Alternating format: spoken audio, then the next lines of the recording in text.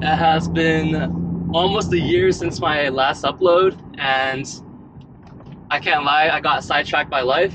It happens. But what matters is I'm back, and I'm back to talk about my fully built CA Corvette.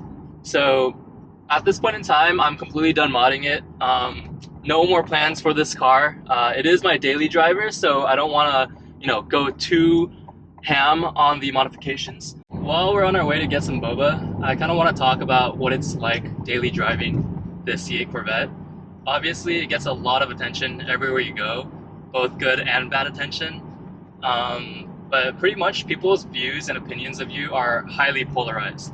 And what I mean by that is like, if someone genuinely likes your car, they will treat you with so much more respect. Like even when I'm driving around on the freeway and I want to merge, people will literally brake so that you can merge in.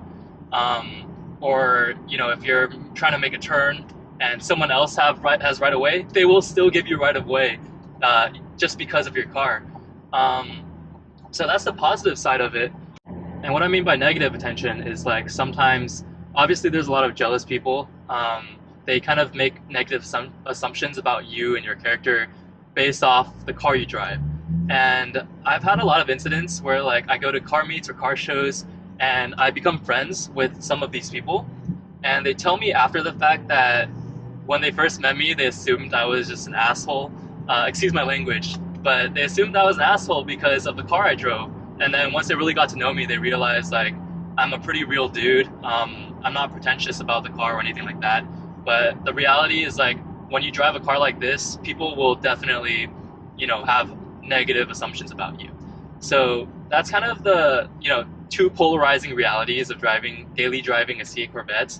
Another thing is sometimes when you go out, and if you're an introvert like me, you don't always want to make conversation with random people. Everywhere you go, whether it be a gas station or you're going to the gym, every time you get out of the car, the chances are someone's going to come up and talk to you about your car. They're going to ask you like, what car is it? Like how much power does it make? How much did it cost? Stuff like that, because people are curious. And after owning this car for almost 2 years now, I would have thought that the hype for the Corvette would have died down. But the reality is, in my opinion, I think the hype has actually sort of picked up as more and more people are realizing how much potential this platform has and how great of a car and great of a deal the C8 Corvette actually is. Guys, this license plate is so fitting.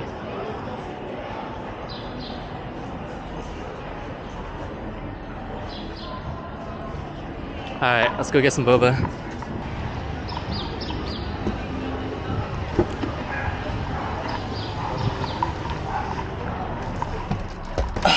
Alright guys, so now that I got my boba, I'm rejuvenated and I'm ready to talk about the car. Finally found a spot in a parking garage that isn't too crowded. It's Saturday, so all the parking garages are super packed right now. So let's just jump right into it. You guys are probably wondering, why did I put Japanese Ray's Engineering T37 wheels on an American car? So I know a lot of people don't like this. They don't like mixing the ethnicities. But I chose these not only for the looks, but also because of the practicality. I ran T37s on pretty much all of my cars, and they're just some of the lightest and strongest forged wheels on the market. And I think the numbers are indisputable. And also, they're in a relatively inexpensive price range. I think I bought this set for around $5,000 or $6,000. And I know that sounds expensive, but forged wheels can go up to, 10,000 plus. So I think these are a great choice, and on top of that, they look amazing on this car, in my opinion.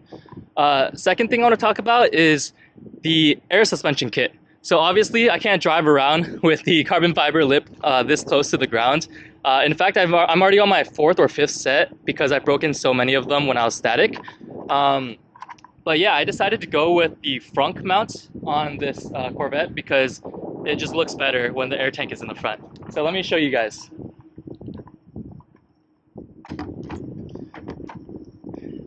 So it's funny because when a lot of people see this for the first time, the first thing they ask me is that nitrous? No, it's not nitrous. I wish it was that cool, but really it's just the air tank and the compressor down there. So I decided to go with the front mount because the front doesn't have that much space to begin with. The trunk has much more space and is much more practical. So I didn't really mind using the front space for the air tank. And the center exhaust has been absolutely amazing. In my opinion, I think Chevy should have gone with this exhaust from factory for the Stingray, but I'm glad they decided to add that onto the Z06 as a factory option. I don't believe I'll be doing anything else to this car just because I plan on keeping this as my daily driver. However, I do plan on getting another project car in the near future, probably within a year or so. I don't want to give away too much details on that, but I can tell you guys it will be a supercar and it will be exotic. One of the most frequent questions that I get asked is, did switching from OEM factory suspension over to air suspension ruin the ride quality? So the short answer to that is kind of. When you're on the track, and I've tracked this car several times before and after getting air suspension, the main difference is in those corners, when you're really pushing the car in a tight corner, you can kind of feel that with air suspension, it's a little bit less stiff and has a bit more body roll. But unless you're really pushing the car on the track, you don't really feel much of a difference. Like, I use this car as a daily driver, so when I'm usually cruising on the freeway or even local, I don't notice a difference at all. And in my opinion, as a daily, the benefits and practicality of being able to adjust and lower and raise your ride height heavily outweighs the slight hit in ride quality that you experience. So yeah, that's my thoughts on it, and I don't regret getting air ride at all because it's just been so useful, and I think it's a must-have.